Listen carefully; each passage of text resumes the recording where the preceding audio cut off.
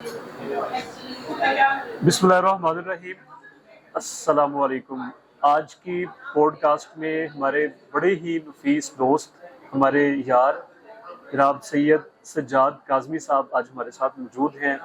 कुछ उनकी आप बीती, कुछ उनकी बचपन की यादें और कुछ वो टायर्स के बिजनेस के साथ वो वाबस्ता है, तो उनके बिजनेस के हवाले से हम उनसे कुछ ऐसी बातें कि जिनसे हम फ़ायदा हासिल कर सकते हैं वो खरीदने की ज़रा शाह साहब को हम कोशिश करते हैं। शाह साहब, सबसे पहले तो आपकी तशरीफ़ आवरी का बहुत शुक्रिया। जी वेलकम। आपने हमें टाइम दिया, अपना जी बिजनेस छोड़ के आप हमारे पास यहाँ पर तशरीफ़ लाए। वेलकम, बहुत शुक्रिया आपका। तो शाह साहब, सबसे पहले ज़रा थोड़ा सा हम आपके बचपन के बारे में, अर्ली डेज के बारे में जानना चाहते हैं कि आपकी पैदाइश कहाँ की है और इब्तदाई तालीम आपने कहाँ से हासिल की? जी बिल्कुल ठीक है जी। हमारा भाई घर है जी कृष्ण नगर इस्लामपुरा में ना, तो वहाँ पे हमारी ज़ियारतें इमाम बारगाह जो कि हमारे दादों वगैरह से सिलसिला चल रहा है वहाँ पे, तो वहीं पे मैं पैदा हुआ था। और उसके बाद मेरी स्कूलिंग जो है वो आईजी ऑफिस के ऑपोजिट कैथेड्रल स्कूल है, फोर्ट चर्च रोड पर वो है कैथेड्रल जो क्रिश्चियन मैनेजमेंट जी के क्रिश्चियन मैनेजमेंट जी में जी। यूएनओ की तरफ से है ये। और वहाँ पे मैंने वहाँ से मैट्रिक जो है वो तालीम अपनी हासिल की। फिर उसके बाद सेंट्रल कॉलेज ऑफ कॉमर्स से मैंने अपना इंटर स्कूलिंग का एक्सपीरियंस आपका कैसा रहा? बहुत सारे लोगों के लिए ये भी एक बात है कि क्योंकि क्रिश्चियन स्कूल एटमॉस्फेयर में मैं ज़रा पढ़ाकू बच्चा इतना नहीं था, और लेकिन फिर भी वो स्कूल अच्छा था, वो पढ़ाते अच्छा है, एक्सीलेंट स्कूल था, एक्सीलेंट टीचर थे जो जिनसे मैं मतलब फिजिक्स और मैथ और इंग्लिश पढ़ता था। आज वो कैथेड्रल में मेरे भी बच्चे वहाँ पे जाते हैं, दो बेटे अच्छा, हैं मेरे माशाल्लाह, माशाल्लाह। काजिम और हसन, और दोनों कैथेड्रल में हैं। और मेरे टीचर जो है आज वो प्रिंसिपल बन चुके हैं, तो सर नॉयल फान का नाम है, प्रिंसिपल है कैथेड्रल के। तो मुझे उनसे मिलके बड़ा खुशी होती है, बड़ा ज़बरदस्त लगता है, फील आती है कि कभी हम यहाँ पे मतलब बचपन अपना गुजारते थे, भागते थे, खेलते थे, इंजॉय करते थे, पढ़ते भी थे और अच्छी पोजीशन भी हासिल करते थे। तो वो सारे रिकॉर्ड हमारी आज तक अभी भी स्कूल में हमारी पिक्चर्स लगी हुई हैं। बास्केटबॉल चैंपियन भी थे, बट बेसिकली मैं स्पोर्ट्स मैन था स्कूल के अंदर। मैं सब एजुकेशन का सिलसिला कहाँ तक चला और कहाँ पे जाके इसको ब्रेक लगी, या भी कंटिन्यू है सिलसिला ये? जी अभी तक कंटिन्यू है माशाल्लाह। हाँ जी। पढ़ाई मेरे ख्याल से हर किसी की अपनी भी सोच है। आला एजुकेशन कहाँ तक आपने ली? जी मैंने ग्रेजुएशन किया हुआ है ना। कहाँ से? ये मैंने किया है जी, बीए किया था पहले मैंने, सेंट्रल कॉलेज से आईकॉम किया, फिर मैंने पंजाब कॉलेज से बीकॉम किया, फिर उसके बाद अब मैं मास्टर्स कर रहा हूँ। कहाँ से? जी इस्लाम इकबाल ओपन यूनिवर्सिटी से। अच्छा, माशाल्लाह। तो ये मेरी स्टडी में गैप आया था इसलिए कि मेरे फादर जो थे कनाडा में थे। मैं उस तरफ अभी उस साइड पे हमारे शाह साहब बहन भाई कितने हैं और आपका नंबर कौन सा है? जी मैं पहले नंबर पे हूँ, हम लोग माशाल्लाह 4 बहन भाई हैं ना, और सबसे बड़ा मैं हूँ। उसके बाद मेरी सिस्टर है, वो स्कॉटलैंड में होती है। फिर मेरे 3 भाई और हैं, एक स्वीगैस में जॉब करता है, एक मेरे साथ शॉप पर होता है। स्वीगैस में परमानेंट जॉब कर रहे हैं वो? जी अभी कॉन्ट्रैक्ट में 5-6 साल हो गए उनको वहाँ पे ना। तो फिर एक मेरा भाई जो है वो डेंटिस्ट बन रहा है, वो ठोकर पे इन स्माइल के नाम से वहाँ पे जॉब। एजुकेशन के साथ ही वो बस्ता आपका माशाल्लाह बड़ा पढ़ा लिखा सारा। शाह साहब, शादी आपने कब की, क्या और ये क्या पसंद की शादी थी या मतलब कि अरेंज मैरिज घर वालों की तरफ से? Arrange marriage. ये फैमिली की, मैं आपको पता है सर हमारा जरा वो थोड़ा सा अहले तशरीह का है, तो हम फैमिली को ज्यादा टाइम देते हैं कि ज्यादा उन्होंने उनके साथ टाइम गुजारना है। तो शादी किस साल में हुई और बच्चे कितने हैं? जी माशाल्लाह मेरी 2017 में शादी हुई थी फरवरी में, और मेरे 2 बेटे हैं माशाल्लाह। वालिद साहब का पेशा क्या था? हमारे वालिद साहब का ट्रांसपोर्ट का काम था जी, और 24-25 नंबर वैगन चलती थी बहुत पहले ना। वालिद साहब माशाल्लाह जी नहीं, वो फौत हो गए। अच्छा, अब इस दुनिया में नहीं है। तो वो उनका वो था, बिजनेस था ट्रांसपोर्ट का, और उसके बाद फिर वो कनाडा चले गए 90s में ना। तो मेरे ताया भी कनाडा में होते हैं, वो तो खैर वो 40-50 साल से कनाडा में इस टाइम, तो अभी भी वो हयात हैं, अल्लाह ताला उनको और ज़िंदगी दे। तो फिर वालिद साहब जब पाकिस्तान आए 2000 के अंदर, फिर हमने ये बिज़नेस स्टार्ट किया था जहाँ से आपकी मेरी मुलाकात हुई 7 टायर हाउस में। तो ये उन्होंने बिजनेस आपका शौक था? बाज़ होता है कि बचपन से बंदे ने कोई गोल सेट किया होता है जी कि मैंने बिजनेस में जाना है, या इंसिडेंटली था कि बाज़ दफ़ा ये होता है कि जॉब नहीं मिल रही, किसी और साइड पे ऐसी सेटिंग नहीं हो रही, तो मजबूरी में फिर बंदा बिजनेस में आ जाता है। जी आपका ये नहीं, मुझे ना हार्ड वर्किंग का शौक था, मतलब मैं शुरू से जो माशाल्लाह, ये शौक की हर बेस किसी पे, की, शौक की बेस पे। ये मेरा जो शुरू स्टार्ट से ये था कि मुझे बस कुछ ना कुछ करना है और जिसमें मैंने जाना है उसमें मैंने बेहतरीन बनना है, बस ये मेरा शौक है। तो मैंने जब अपनी एजुकेशन मेरी इनकम्प्लीट इस टाइम नहीं कंप्लीट हो सकी क्योंकि मेरे वालिद साहब को जो पाकिस्तान आए तो उनको अटैक हो गया था, तो उनकी कुछ मेडिसिन और उनको टाइम देना जैसा और कनाडा का तो लोग ख्वाब देखते हैं, इमिग्रेशन के ऊपर लोग मतलब कि बड़ा फोर्स करते हैं कि जाना चाहिए पाकिस्तान में। आजकल जो जैसे स्मोक आजकल चल रही जी है, बिल्कुल हालात इस तरह के, तो आपने लाहौर को क्यों सिलेक्ट किया और कनाडा क्यों छोड़ दिया आप लोगों ने? अब देखिए ना, पापा वगैरह पूरी अभी दुनिया वहां में- पर आपके कोई रिलेटिव्स हैं कनाडा जी, में? मेरी फुप्पोज रहती हैं, मेरी 5 फुप्पियाँ हैं और 2 अमेरिका में, 2 कनाडा में है, मेरे तायाबू भी कनाडा में है, मेरी ताई भी, मेरे कजन भी डॉक्टर है वहाँ पर। आपके पास ऑप्शन है कि आप भी जा हम सकते जा हैं, सकते हैं, जाहिर सी बात है। लेकिन आप जा नहीं रहे। पाकिस्तान में जो ये मोहब्बत है पाकिस्तान से या कि कोई और मजबूरी है? सर यहाँ पे आप जैसे प्यारे भाई हैं, इतने सारी इज्जत देते हैं, इतना प्यार करते हैं, तो हम इतनी इज्जत छोड़ के वहाँ पे ऐसे मुल्क में चले जाएं जहाँ पे वे लोग जानते कम है, तो हमें तो खुशी होती है अपनों से साथ रह के। यहाँ पे काम करने का मजा आता है, सब लोग जानते हैं, तो यार पाकिस्तान से वैसे भी मोहब्बत है, ये हमारी ये तो बहुत सरजमीन बड़ी है, बात है। मिट्टी है हमारी, और यहाँ पे जितना टाइम दिए वो बेस्ट है। मजहब की तरफ कितना रुझान है? और आमतौर पर जो सदाते कराम होते हैं हमारे, उनका पीरी मुरीदी भी एक विरसे में उनको मिलती है। जी जी जी। तो क्या आपकी फैमिली में भी कोई बाकायदा तौर पे पीर साहब हैं जिनके कोई फॉलोअर्स हों, उनके मुरीद हों, या कि ऐसा नहीं है? नहीं, ऐसा नहीं है, हैं बहुत ज्यादा, लेकिन मैं इन चीजों पे बिलीव नहीं करता। होती हैं चीजें। दम दरूद पे भी बिलीव नहीं करते? नहीं नहीं, दम वो वगैरह तो, वो तो जरूरी है, फूंक वो तो मारते हैं माशाल्लाह। कुरान जो है वो तो जरूरी है ना यार। अब लोगों के ऊपर डिपेंड करता है, अगर जो चीज आप अपने ऊपर खुद पूछ सकते हैं, अगर आप नहीं पढ़ सकते या नहीं थोड़ी मेहनत कर सकते, फिर आपको किसी की जरूरत चाहिए सेकंड बंदे की कि वो आपके लिए वो पढ़ दे। तो इसलिए कुरान में तो पावर है, सुपर पावर है, उससे बड़ी पावर कहीं पे नहीं है दुनिया में, कहीं पे नहीं। तो ये चीज़ है ज़रूर, लेकिन हमारे ख़ानदान में दूर दूर में रिलेटिव्स में हैं चीज़ें, पीरी फकीरी भी लोग करते हैं, लेकिन मेरा थोड़ा सा दराज चीज़। शाह साहब, मेरा एक सवाल है ये, बल्कि क्योंकि सदात की इंडो पाकिस्तान की अगर हम बात करें, बरसगीर की अगर हम बात करें, तो यहाँ पर सदात कराम को बहुत ज्यादा इज्जत दी जाती है और देनी भी चाहिए, बेशक, क्योंकि ये कुरान शरीफ का फैसला है, सरकार दो आलम सल्लल्लाहु अलैहि वसल्लम के वो खानदान के लोग हैं।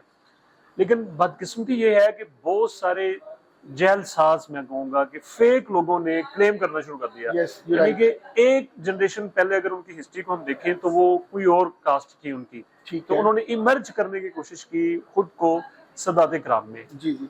हम इस बारे में आप क्या कहें? जी मैं बताता हूँ, मैं लोगों और इसका कोई ऐसा तरीका है कि किसी को ये जो जो जैली जो लोग हैं, जो फेक जो लोग हैं, उनको बाहर निकाल दिया जाए?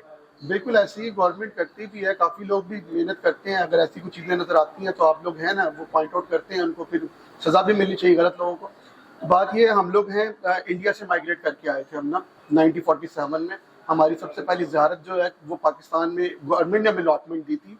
हम इंडिया से लुधियाना से रईसी आज़म है, हमारी जो कॉस्ट है, जो हमारी फैमिलीज हैं, हमारे क्रिश्चियन एरिया में 50 गवर्नमेंट ने हमें अलॉटमेंट दी थी, हमारे शेखपुर में ज़मीन निकली थी, काफ़ी जगह पे कुछ मिली थी, लेकिन हमारा पिंडी में भी खुर्शीद सैलमा मेरे परदादे के नाम पे गवर्नमेंट ने हमें दिया था, जो अभी भी वहाँ पे मौजूद है। 96 में वो 1996 के अंदर वहाँ पे ब्लास्ट हुआ था, इसमें मेरे ताया के वो रन कर रहे थे, मेरे ताया ना सही शौकत हुसैन, तो उनकी भी पाँव वगैरह भी कट गया, अभी वो दुनिया में नहीं रहे। मतलब बात है, जो दुनिया में आया उसने वापस तो जाना ही है। तो हमें बहुत कुछ मिला था, लेकिन हमें लालच नहीं है। मेरे ताया को मेरे दादों ने बहुत कुछ फाइनेंस किया, तो वो कनाडा अपनी वाइफ को लेके चले गए और माशाल्लाह अभी भी अच्छी ज़िंदगी वहाँ पे गुजार रहे हैं, सेटलमेंट है। पाकिस्तान में आपकी बात ठीक है कि यहाँ पे मेरी अपनी ख्वाहिश है कि मैं भी बाहर जाऊँ, या मेरी ख्वाहिश है मैं पाकिस्तान में रहूँ, ये मेरी चॉइस है, लोगों की चॉइस नहीं है। आपने देखना बेहतर क्या चीज़ है। अब मुझे बेहतर पाकिस्तान लगा, मैं पाकिस्तान में रह रहा हूँ, मैं यहाँ पे काम भी कर रहा हूँ अल्हम्दुलिल्लाह। मैंने मार्केट में यहाँ पे काम किया, सोशल वर्क भी काम किया। हम 4-5 साल से यहाँ से हम लोग मतलब मैं वाइस प्रेसिडेंट भी हूँ अपनी मार्केट का, नीला गुम्बद का।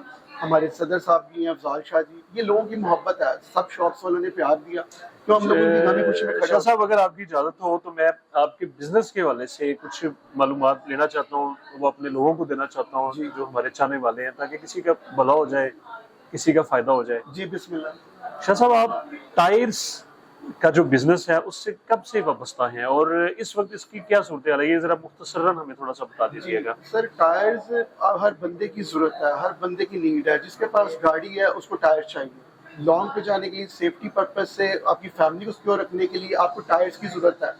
अगर आपने इस्लामाबाद जाना है, कराची जाना अच्छा साहब, आप है, कितने अरसे से इस बिजनेस के साथ अटैच हैं? जी, कितने साल हो गए आपको? हम 25 साल ऑलमोस्ट यहाँ पे हो गए काम करते हुए। 25 ईयर्स, 25 साल का, माशाल्लाह, बड़ी जी, बात। जी, अच्छा साहब, जो बिल्कुल जो नए जो टायर्स होते हैं, जी, मतलब एक मेरे पास गाड़ी है और मैं ये चाह रहा हूँ कि मैं बिल्कुल नए टायर्स लेना चाहता हूँ, जी, तो मेरे जहन में अगर मैं खुद अपनी बात बताऊं तो मुझे एक जो सबसे पहली जो परेशानी वो ये है कि यार मुझे मेरे साथ कोई दो नंबरी ना हो जाए। जी, तो होती है। क्या नए टायरों में भी कोई दो नंबरी हो जाती है? जी, 2 और वो नंबरी। क्या दो, किस चीज को मद्देनजर रखना चाहिए जब जी, बंदा बेसिकली नए टायर सबसे पहले डलवाने? जब आपने किसी भी शॉप पे जाना है ना, मैं आपको थोड़ा-सा गाइड कर दूँ, तो इससे आपके लिए आसानी पैदा हो जाएगी, लोगों के लिए भी आसानी पैदा हो जाएगी, कोई भी सुन रहा है, उसको भी थोड़ा बहुत आइडिया हो जाएगा। बात ये है कि जब भी आप किसी शॉप पे जाते हैं, आपने सबसे पहले जाके अपने के टायर्स आपने पसंद करने हैं।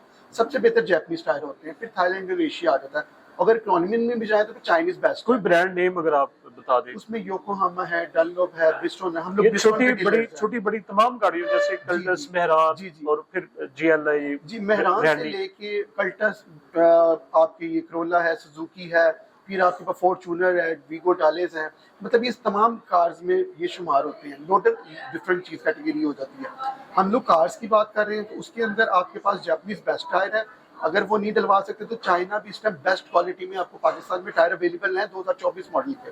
2024 में आपको फ्रेश चीज़ मिल जाए, बेस्ट है। उसमें आपने सबसे पहले ये देखना है कि सर उस 2 वे में आ रहे हैं। पाकिस्तान में टायर एक आ रहा है स्मगल्ड होके आ रहा है दुबई से, राइट? इंटरनेशनल मार्केट दुबई है। वो क्या करते हैं, वो शाह इम्पोर्ट साहब, जो स्मगल होके आ रहा है या जो प्रॉपर वे से आ रहा है, जी, कस्टमर को चीज तो ब्रांड तो एक ही है ना? जी, ब्रांड हो सकता है एक हो, सम टाइम मतलब नेम चेंज हो जाता है, साइज़ सेम मिल जाता है। लेकिन नेम आपने नेम पढ़ना क्या है, साइज़ ऐसा पढ़ना भी है, मुमकिन है कि फर्ज कर ले मैं योकोहामा का टायर बाय कर रहा हूँ, खरीद रहा ठीक है, हूँ, और वो उसके ऊपर तो योकोहामा ही लिखा हो और ठीक वो है। 2 नंबर हो, वो की और और उसमें 2 ऐसी भी पॉसिबिलिटी हो जाती है कि ये ऐसे नहीं होता, नहीं हो जाता है, 2 नंबरी हो यानी जाता कि है। ब्रांड्स में भी 2 नंबरी हो जाती है? ब्रांड्स में 2 नंबरी नहीं होती, उसका वीक पुराना हो जाता है। जैसे 8-10 साल पुराना पहाड़ों में टायर पड़ा रहा, स्मगलिंग में पड़ा रहा या किसी गोदाम में पड़ा रहा, और वो उसकी आज से 10 साल पहले या 5 साल पहले प्राइस कुछ और ये थी। एक अहम बात आपने बताई कि जब हमने टायर जो बाय करना है उसकी जो मैन्युफैक्चरिंग डेट चेक करनी। मैन्युफैक्चरिंग डेट हमने चेक करनी है, यस, क्योंकि और कितने ईयर्स तक जो है वो उसका रबड़ जो है वो फ्रेश ये रहता है 3 इयर्स और 5 ईयर की गवर्नमेंट की उसकी प्रोडक्शन के अंदर अंदर, फ्रेश रहता है प्रोडक्शन टायर। डेट ये जी, 3 to आप 5 ईयर्स। जी, लेकिन आपको जितना फ्रेश मिले उतना बेस्ट है। टायर्स हैं, ये रबड़ है, ये खराब उसके नहीं टायर होता है। के ऊपर ज्यादा मेंशन होता है, डेट जी, लिखी होती है? डेट भी होती है और वीक भी होता है। जिस टाइम पे टायर बनता है कंपनी उस टाइम पे उसका वीक डालती है, मेंशन करती है प्रॉपरली, और साथ उसके साथ उसका ईयर भी लिखती है। ये मेंशन करती है 2023 में बना है, 2024 में बना है। आपने वहां से सबसे पहले अपनी उसकी डेट चेक करनी है, उसके बाद आपने उसके टायर को ये चेक करना है टायर की डेट टेम्पर्ड ना हो। आजकल ये बहुत सारे इशू आ रहे हैं, हमारे क्लाइंट्स जो है लोग बताते हैं कि हमारे रिलेटिव्स के शाह साथ साहब, धोखा जो हुआ है। नए टायर जो होते हैं उनकी जो एक मार्केट प्राइस होती है, क्या कोई ऐसी कोई रेगुलेटरी अथॉरिटी है कि जैसे आपकी यूनियन है या कोई जी, और लोग हैं या गवर्नमेंट के लोग हैं कि जो कि प्राइस को चेक करे, जी, या कि हर डीलर की अपनी मर्जी के ऊपर होता है कि वो जहां नहीं, पर गाहक उसके काबू आ जाए वो? देखिए कस्टमर किसी का नहीं होता। कस्टमर को चीज़ चाहिए अच्छी और कम से कम प्राइस, लोएस्ट प्राइस में चाहता है। उसको 100 रुपीज़ भी बचते हैं या 500 भी बचता है, वो दूसरे मूव कर जाता है। जो प्राइस जो है ना टायर्स की है, वो इसमें टैक्सेस, ड्यूटी टैक्स बहुत ज़्यादा बढ़ा है। अभी जैसे जून में बजट आया था, इसमें भी बहुत ज़्यादा प्राइस इंक्रीज हुई है। 7 to 800 हर टायर की प्राइस इंक्रीज की है। गवर्नमेंट थोड़ा सा ख्याल करे तो हम इसको बेहतर लोगों को डिलीवर कर सकते हैं। सेकंड ये कि कुछ लोग गैर ज़्यादा मुनाफा भी रख लेते हैं। प्राइस कंट्रोल करने की टीमें अभी यहाँ पे अवेलेबल नहीं है। मेरे ख्याल से मार्केट में लोग नहीं आते। जिसका जो दिल चाहता है वो आगे पीछे कर देता है प्राइस भी। लेकिन जबकि हर बंदे को सेल की जरूरत होती है, फिर वो अपना अनुकूल सा मुनाफिट रख के, यानी 300-400 500 एक जायज प्रॉफिट है, लाहौर उसके की अंदर काम बड़ी कर। मार्केट्स आप मेंशन कर दें कि जहां पर बहुत ज्यादा वैरायटी मौजूद हो, कोई एक दो बड़ी जो है, एक तो नीला गुंबद हो गया। एक सबसे पहले आपके पास सबसे पुरानी ओल्डेस्ट मार्केट नीला गुंबद है। यहाँ पे आपको सबसे रीजनेबल प्राइस मिलेंगे। ऑल जितने भी यहाँ पे बल्कि बाहर से आने वाले लोग जो है जी, मतलब कि दूसरे शहरों से, वो जी, उनके लिए नीला गुंबद बेस्ट दी ऑप्शन है। बेस्ट सबसे पहले स्टार्ट मार्केट ये है, नीला गुंबद है सबसे ऑलरेडी मार्केट है टायर्स की। और उसके बाद सेकंड नंबर पे अब जो हाईएस्ट मार्केट बनाई है इन्होंने, लाइक फैसल टाउन एक नया लॉन्च किया है, वहाँ पे जरा रेंट बहुत ज्यादा है, इसलिए वो वहाँ पर प्राइस भी थोड़ा बहुत सा ज्यादा प्राइस रखते हैं, ज्यादा हो गया, प्राइस ज्यादा रखते हैं। मतलब कि नीला गुम्बद में प्राइस कम होगी कम होगी। और फैसल टाउन, जोहर टाउन वाली साइड पे, जी जी, वहाँ पे प्राइस ज्यादा। और इसके अलावा एक और भी पुरानी मार्केट मशहूर है हमारी, जैसे बदामी बाग हो गया, स्टेशन रिवाली जिस स्टेशन के साथ, उसका क्या नाम है? रिवाली सेल में पुराने नाम से उसको बोला जाता है, टायर्स की मार्केट है। वहाँ पे बेसिकली ना जितने भी पुराना स्क्रैप टायर था ना, वो वहाँ पे रखा जाता अच्छा है। साहब, ये काबली टायर क्या होते हैं? ये काबली टायर, ये नाम तो काबली टायर इसका नहीं है, लेकिन लोगों ने बना दिया है, मतलब काबुल के रास्ते से आते थे तो काबली टायर बोल दिया। ये basically दुबई में, यूज्ड होते हैं या कि ये नए होते हैं? नहीं, ये यूज होते हैं। जो दुबई में जहाँ पे ये टायर चलते हैं, वो लोग उसको उतार देते हैं। वहाँ पे इतनी साफ सड़कें होती हैं, इसलिए पंचर नहीं होता, पंचर लेस होता है। लेकिन वो 50%, 60%, 40% या 80%, 75% टायर यूज हो चुका होता है। अच्छा साहब, काबली टायर जो होते हैं, ये छोटी गाड़ियों के भी आते हैं? छोटी गाड़ियों के भी आते हैं और बड़ी गाड़ियों के भी आते हैं। इंपोर्टर जो है इसको स्मगल करके अफगानिस्तान के रास्ते से काबुल या तुर्कम बॉर्डर से एंटर कराते हैं पाकिस्तान के अंदर, और जब ये लेके आते हैं थोड़े साफ टायर होते हैं, इनको स्क्रैप में करके जी हम लेके जा रहे हैं, और यहाँ पे आके उसकी वैल्यू बना देते हैं।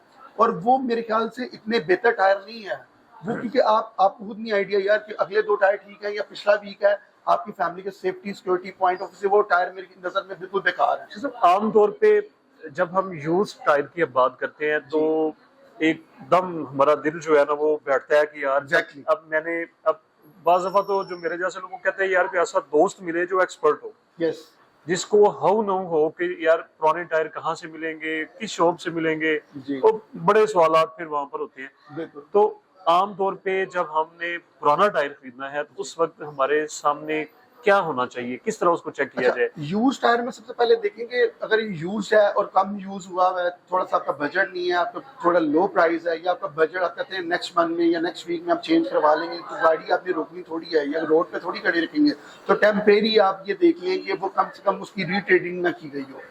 इट्स मीन कि आमतौर पे जो एक इस्तेमाल शुदा टायर है वो नए टायर की कितनी कीमत में होना चाहिए? फर्ज कर लें कि नया टायर है 10,000 का जी, और पुराना टायर हमें कितने का मिलना चाहिए? वो कंडीशन के ऊपर डिपेंड करता है। अगर अच्छी कंडीशन में है, अगर बेहतर कंडीशन का है तो मेरे ख्याल से उसका 25% अगर टायर है तो उसके मुताबिक आपको आइडिया, आपको वैल्यू मिल जाती है। अगर नया टायर 10,000 रुपए का, तो पुराना टायर आपको 3,000 रुपए में या 4,000 रुपए में, या और बेहतर 50% कंडीशन है फिर 5,000 रुपए में भी मिल सकता है। तो वो कुछ दुकानदार ने भी ये मिल जाता है इस वक्त मार्केट में, मिल जाता है। शाह साहब, बने हुए टायर क्या होते हैं? मतलब कि ये यार वो तो सरासर धोखा है। ये जरा आप बता दें हमारे भाइयों को, ये एक बहुत अहम बात है कि बाज़ दफा लोग आते हैं क्लेम, मेरे साथ भी ऐसे हुआ कि टायर बाई किया, लेकिन जब वो मैंने अपने जहाँ से वो मैं पंक्चर्स वगैरह सेटिंग करवाता हूँ, तो उन्होंने बताया जी कि ये टायर आपका बना हुआ है और इसकी गुड्डी जो है ये बकायदा क्रिएट की गई है। यस, वो बेसिकली बनाई गई है। ये क्या होता है? ये ऐसा होता है कि जब टायर आप लोग यूज करते हैं, नए टायर डलवाते हैं, वो 2-3 साल जितनी देर में भी आपकी लाइफ, 50,000 किलोमीटर की टायर की लाइफ है, वो आपने यूज कर ली है, वो टायर खत्म हो चुके हैं। लेकिन क्या हुआ, क्योंकि आपने वो वापस किए, और जो छोटे मोटे दुकानदार या कोई और ऐसे जो गलत काम करते हैं वो टायर उनको परचेज करते हैं। बेसिकली वो स्क्रैप है, स्क्रैप के साथ धोखा किया जाता है। वो टायरों को अगर कोई फटा है, कोई रिपेयर है, उसको रिपेयर करके उसके बाद वो फ्लैट हो चुका होता है, वो आप नजर आएगा कि इसके ऊपर स्किन नहीं है, मांस नहीं है, ये नहीं चल सकता।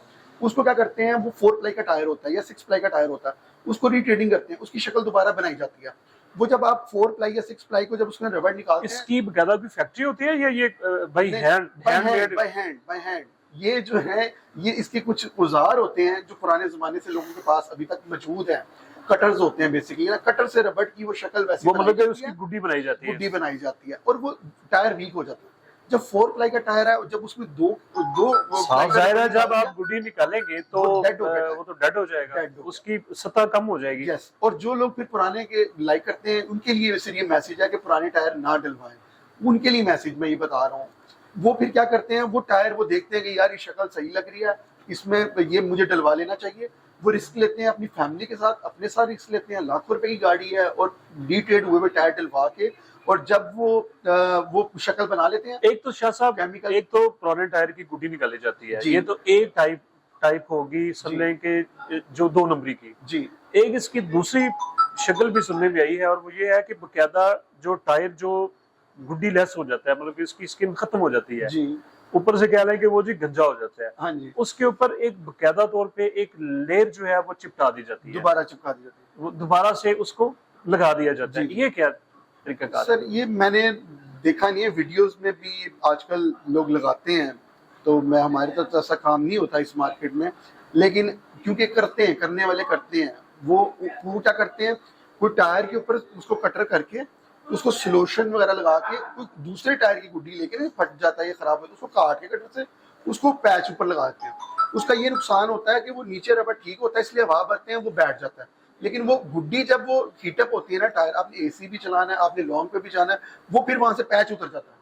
जब पैच वो स्किन से उतरेगा वो टायर ब्लास्ट होगा आपका, या वो मतलब आपको नजर आएगा कि पूरा पैच उतर गया है, फैमिली से जा रहे हैं, आप फंस जाएंगे।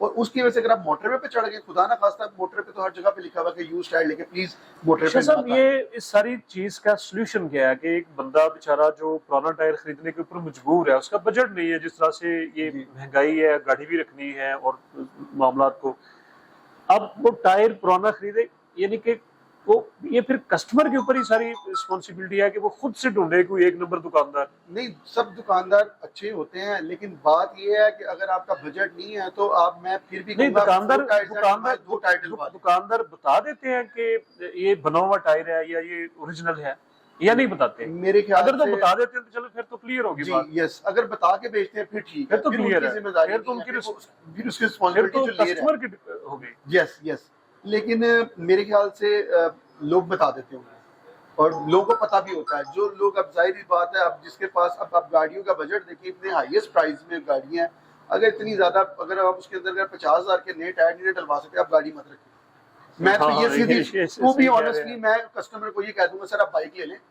प्लीज, गाड़ी, क्योंकि आप अपने साथ भी खिलवाड़ कर रहे हैं, अपनी फैमिली के साथ भी, और जो पीछे आने वाले लोग हैं आपकी वजह से वो भी हिट होंगे। सब क्या फ्यूल की जो एवरेज है उसका भी कोई तल्लक है टायरों के साथ? या यस, यू राइट, अगर आपके फ्रेश टायर हैं, आपके नए टायर, आपकी गाड़ी की सेफ्टी भी है, आपकी फ्यूल एवरेज भी अच्छी रहती है, आप सबसे बड़ी बात है टायर। जर्नल टायर्स के बारे में क्या कहेंगे? कुछ लोग तो कहते हैं जर्नल टायर नहीं डलवाने चाहिए, और कुछ कहते हैं कि जर्नल टायर ठीक होते हैं। जी, जर्नल नया टायर बेहतरीन होता है, लेकिन अगर उसको जापानीज से कंपैरिजन करें तो वो हार्ड है।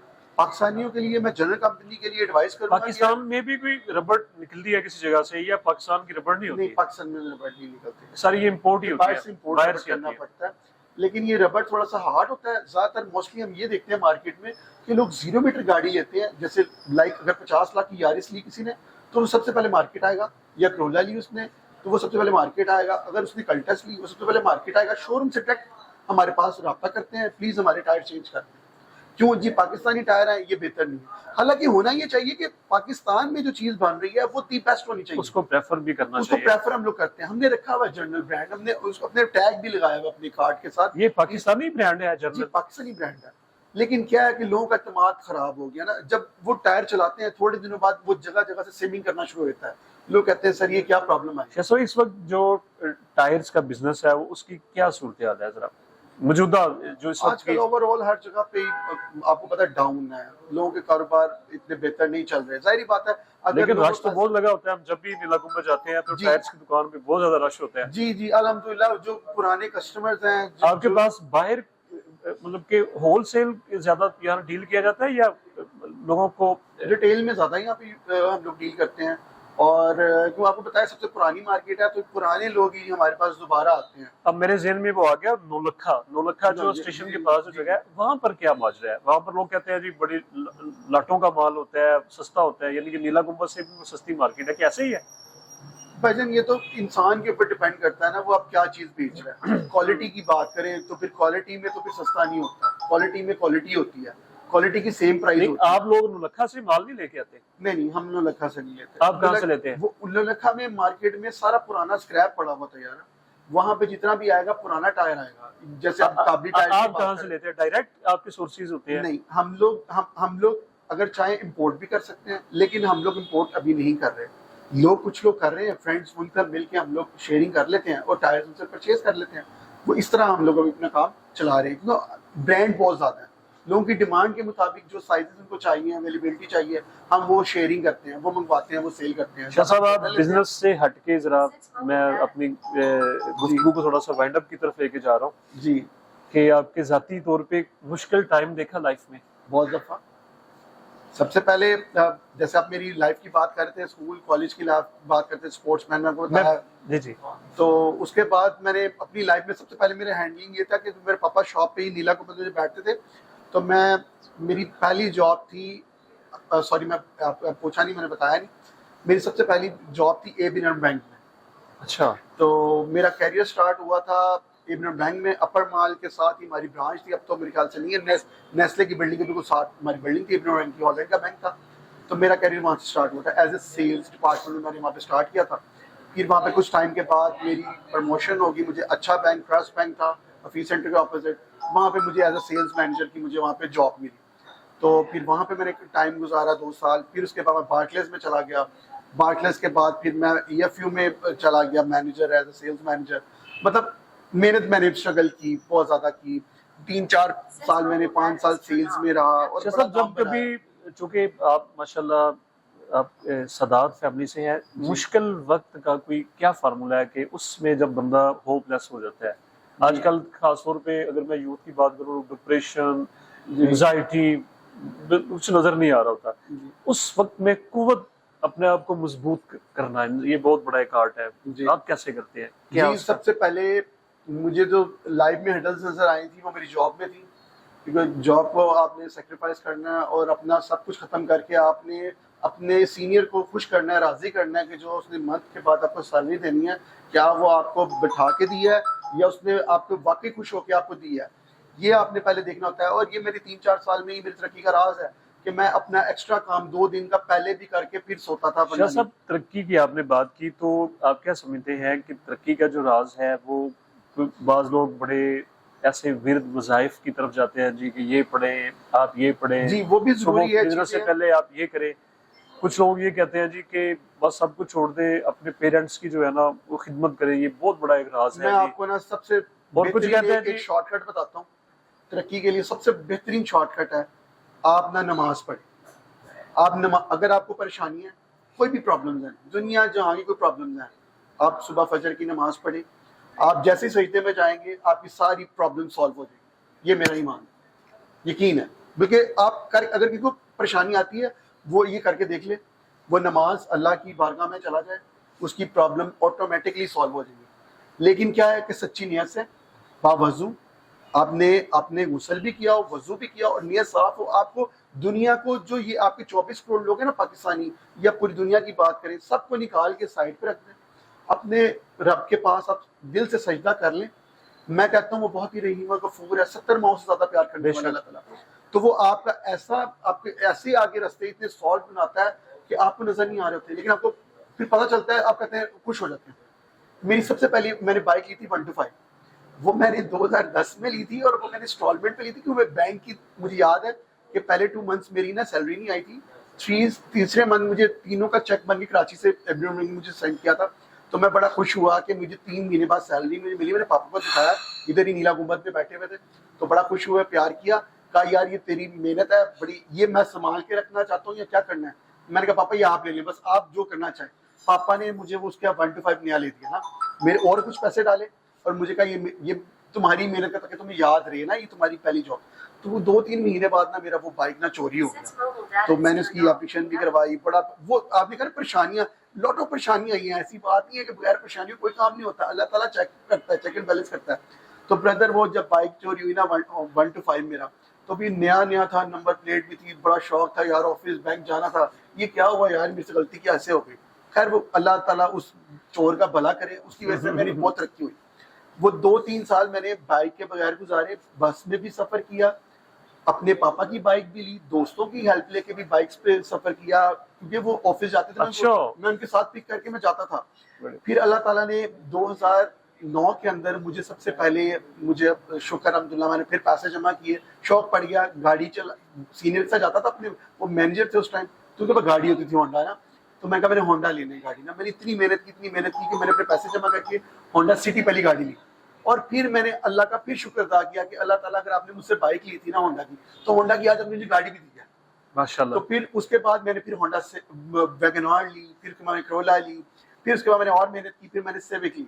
तो बात है, ये आपका टाइम चलता रहता है, ये टाइम कभी भी नहीं रुक सकता। शाह साहब आपका बहुत शुक्रिया। आखिर में कोई मुख्तसरन यूथ के लिए कोई पैगाम? जी, यूथ हमारी बड़ी ठीक है, मतलब कि वो बिजनेस में उनको आना चाहिए या जॉब की तरफ जाना सर, चाहिए? जॉब भी बेस्ट है, लेकिन दी बेस्ट जाना चाहते हैं तो अपना